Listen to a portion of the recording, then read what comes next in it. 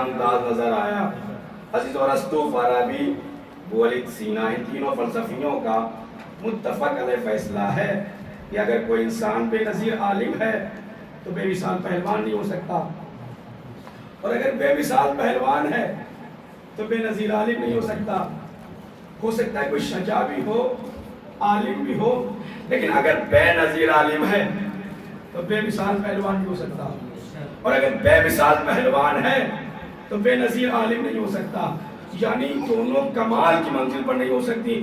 عالم بھی کمال کا ہو، پہلوان بھی کمال کا ہو، لیکن عزیزو اس کلیہ کو تسلیم کرنے کے بعد ساری کائنات کی گردنیں ایک در پہ جا کر جھک جاتی ہیں اور کہتے ہیں اللہ علی بن ابی طالب، علی بن ابی طالب کی ذات ایک ایسی ذات ہے کہ علم کا یہ عالم ہے کہ منبر پر آتا ہے تو سلونی کا دعویٰ کرتا ہوا نظر آتا ہے، اور شجاعت کا یہ عالم ہے کہ اگر میدان وغا میں آ جائے تو موت کی موت بن کر لڑتا ہوا نظر آتا ہے۔ انسان کیا آسمان میں صدائیں بلند ہوتی ہیں، لا فتح الا علی، لا سیف الا ذو۔ علم کا یہ عالم کہ سلونی کا دعویٰ، اور شجاعت کا یہ عالم کہ فرشتے بھی کہہ رہے ہوں علی سے بڑا کوئی جوان نہیں ہے، علی سے بڑا کوئی شجاع نہیں ہے، علی سے بہترین تلوار کسی کی تلوار نہیں ہے۔ یہ ہے علی کی ذات، علی کی فضیلتیں ہم کیا بیان کریں گے۔ وہ بندہ مصلی عبادت پر آ جائے تو آئے ولایت منگوا لے، اگر بستر رسول پر سو جائے تو مرضی پروردگار کا سودا ہو جائے، میدان وغا میں آ جائے تو ایک وار ثقلین کی عبادت پر بھاری پڑ جائے، دنیا حیران ہے یہ بندہ کیا ہے، یہ فضیلتوں کا محتاج نہیں ہے، فضیلتیں اس کی محتاج ہیں۔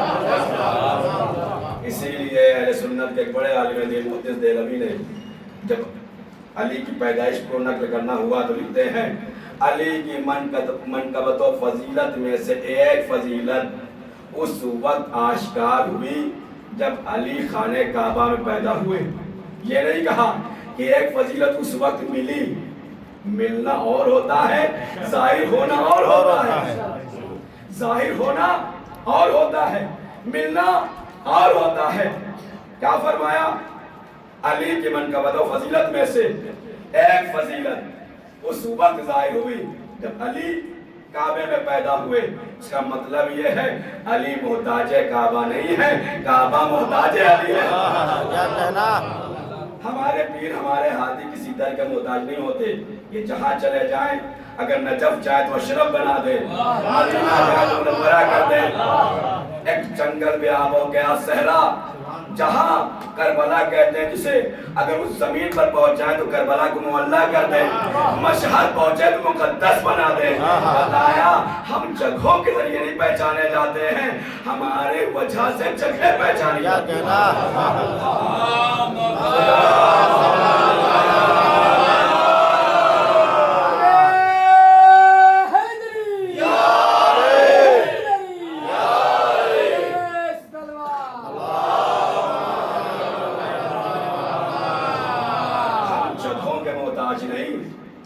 جو جگہ مقدس ہونی ہوتی ہے وہ ہم سے منسوب ہو جاتی ہے۔ علی علم کے محتاج نہیں ہے، علم محتاج علی ہے۔ علی حکومت کے محتاج نہیں، حکومت محتاج علی ہے۔ علی کعبے کے محتاج نہیں، کعبہ محتاج علی ہے۔ ایک بات کے ذریعے سے بات کو واضح کر دوں عزیزوں، خانہ کعبہ کس نے بنایا؟ جناب ابراہیم نے۔ مزدوری کس نے کی؟ حضرت اسماعیل، حضرت ابراہیل نے۔ اتنے مقدس ہاتھوں سے کسی کا گھر بنا، یا جملوں کو مختصر کروں، کسی کا سچا خانہ بنا، بتوں کا قبضہ ہو گیا۔ عزیزوں، کب تک رہے بت؟ بنایا کس لیے گیا تھا؟ تاکہ اللہ کی عبادت ہو، لوگوں کی ہدایت ہو، یہ تو خدائی کا مرکز بن گیا۔ عزیزوں، جب کوئی چیز کسی کو مل جائے اور اس کا حق ہو وہ مل جائے تو وہ خوش ہو جاتا ہے، اور اگر حق چھین لیا جائے تو مایوس ہوتا ہے۔ خانہ کعبہ میں علی کے جانے سے، علی کے پیدا ہونے سے کس کو خوشی ملے گی؟ جو حق سے محروم ہے۔ عزیزوں، مولائے کائنات کی ولادت کہاں ہوئی؟ خانہ کعبہ میں۔ خانہ کعبہ میں جب ولادت ہوئی تو جناب فاطمہ بنت اسد جب کعبے کی دیوار کے قریب آئی تو در بنا. اس در کی وضاحت 6 مصروں میں کی گئی. حالت عجب تھی خانہ رب جلیل کی، یعنی کہ رنگ نہ لائی تھی محنت خلیل کی. حالت عجب تھی خانہ رب جلیل کی، حالت عجب تھی خانہ رب جلیل کی، یعنی کہ رنگ نہ لائی تھی محنت خلیل کی. حاجت نہیں کسی لمبی دلیل کی، آمد ہوئی خدا و نبی کے وکیل کی. آئے علی تو کعبے کی قسمت پلٹ گئی، ایسا خوشی سے بھولا کی دیوار پلٹ گئی، ایسا خوشی سے بھولا کی دیوار پلٹ گئی. صلوات ہے محمد والے.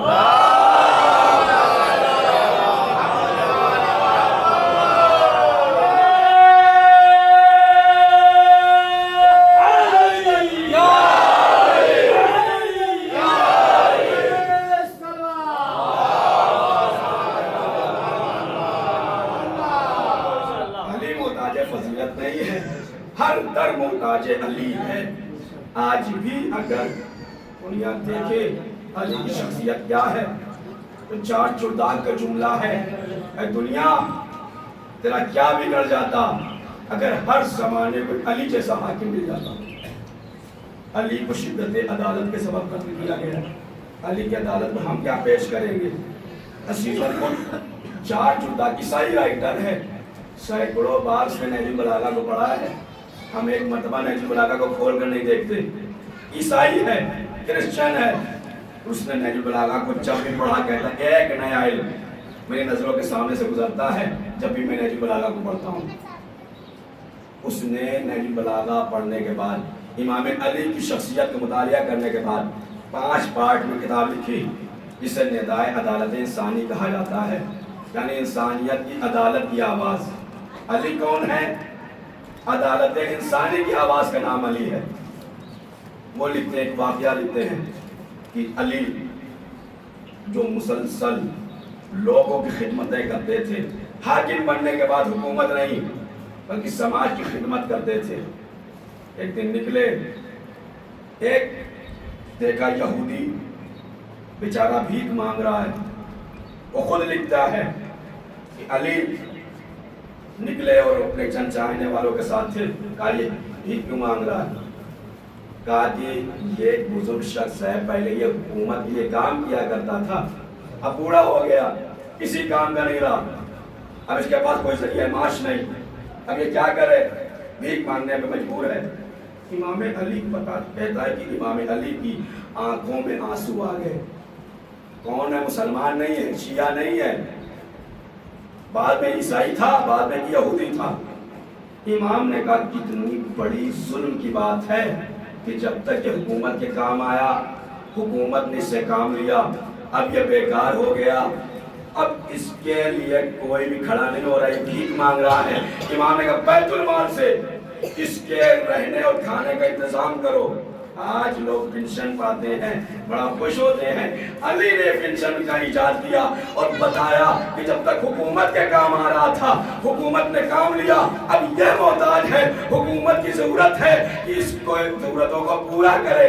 عزیزوں، ایک مرتبہ کسی نے کہا اے علی یہ مسلمان نہیں ہے، بیت المال مسلمانوں کا ہے. کہا یہ انسان تو ہے، ہم مسلمان بعد میں ہیں، اللہ کے بندے پہلے ہیں. یہ علی درس دے رہا ہے، اسی لیے علی رات کی تاریکیوں میں نکلتے تھے. آپ اس کا غم منانے کے لیے بیٹھے ہیں. کون سا خانوادہ ہے جن کے بچوں کو کربلا میں بھوک اور پیاسا مارا گیا؟ وہی تو بتانا چاہ رہا ہوں. ارباب اعتذار علی کوفے کی گلیوں میں نکلتے تھے، شب کی تاریکی ہوتی تھی. علی مدد پہنچانے کے لیے لوگوں کا سہارا نہیں لیتے تھے، اپنی پشت پر راشن رکھتے تھے، دب الباب کرتے تھے، راشن رکھ کے چلے جاتے تھے. نہ دینے والا چہرہ دیکھتا تھا نہ لینے والا چہرہ دیکھتا تھا. بس لوگ یہ جانتے تھے کوئی آتا ہے شب میں مدد کرتا ہے. ایک مرتبہ علی نکلے، دیکھا ایک دروازے کے پاس کوئی بچہ رو رہا ہے. علی بچوں کا رونا برداشت نہیں کر پاتے تھے کیونکہ علی کو پتا ہے نا سن 61 ہجری میں کیا ہونا ہے. عزیزو، جیسے ہی ایک کرسچن گھر سے ایک مسیحی عیسائی گھر سے رونے کی آواز بلند ہوئی، علی کا دل تڑپ گیا. غیرت مند علی، خوددار علی، وہ علی جو درد مند ہے، مشکل کشا ہے، پوچھا یہ کس کا گھر ہے؟ کہا یہ ایک شہید کا گھر ہے، کرسچن تھا، اس دنیا سے رخصت ہو گیا۔ عزیز و دروازہ کھولا، دروازے کو دق الباب کیا، خاتون نے دروازہ کھولا، کہا کون رو رہا ہے؟ میری بچی رو رہی ہے۔ عزیز و بچی کا نام سنا، ایک مرتبہ علی کہتے ہیں رو کیوں رہی ہے؟ کہا اس لیے رو رہی ہے، اس کا باپ تو شہید ہو چکا ہے، اب یہ بچی یتیم ہو چکی ہے۔ کئی دن ہو گئے اس نے کچھ کھایا نہیں، بھوک کی شدت اسے تڑپا دیا ہے۔ عزیز و ابھی تک یہ تھا، بچی کی آواز بلند ہو رہی تھی، ایک مرتبہ دردمند آقا کی آواز بلند ہو گئی، رو کے کہتے ہیں اے پروردگار معاف کرنا، علی کے جانے میں دیر ہو گئی، ایک یتیم بچہ بھوک سے رو رہا ہے۔ ارباب اعضاء علی نے اس کے کھانے کا اہتمام کیا، راشن لا کے رکھتے ہیں، کہتے ہیں یا تو اس بچی کو چپ کراؤ یا تو تم غذا بناؤ، میں اس بچی کو چپ کراتا ہوں۔ ماں نے کہا میں غذا تیار کرتی ہوں۔ علی بچی کو کبھی آگوش میں بٹھاتے، پیار کرتے، کبھی اس کے لیے سواری بن جاتے، بار بار چاہتے بچی خاموش ہو جائے۔ بھوک کی شدت میں بچے جلدی چپ نہیں ہوتے، علی بہلا رہے ہیں اور بار سر پہ ہاتھ پھیر کے کہتے ہیں مجھے معاف کرنا، مجھے معاف کرنا۔ تیری آنکھوں میں آنسو آ گئے۔ کون علی؟ ایک کرسچن بچی کے سر پہ ہاتھ پھیر کے کہہ رہے ہیں مجھے معاف کرنا، تو بھوکی بھی ہے، تو پیاسی بھی ہے۔ باب اعضاء میں کہوں گا مولا، ایک کرسچن یتیم بچی کی بھوک اور پیاس آپ سے برداشت نہیں ہوئی، آپ رو رہے تھے، سالوں قطار رو رہے تھے۔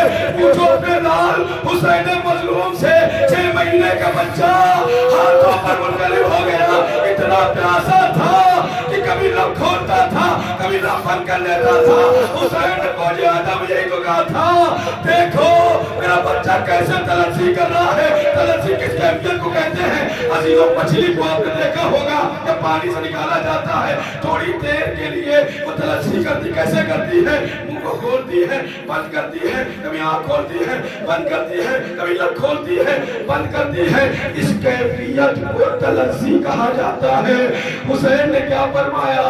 دیکھ نہیں رہے ہو میرا سنر کیسے تلفظی کر رہا ہے؟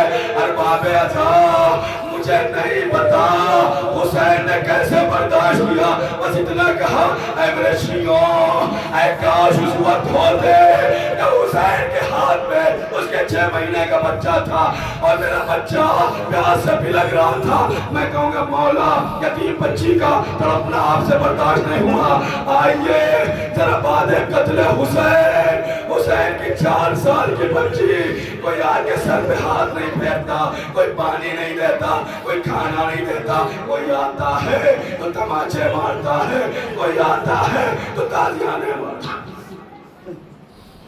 سیعلم الذین ظلموا أيهم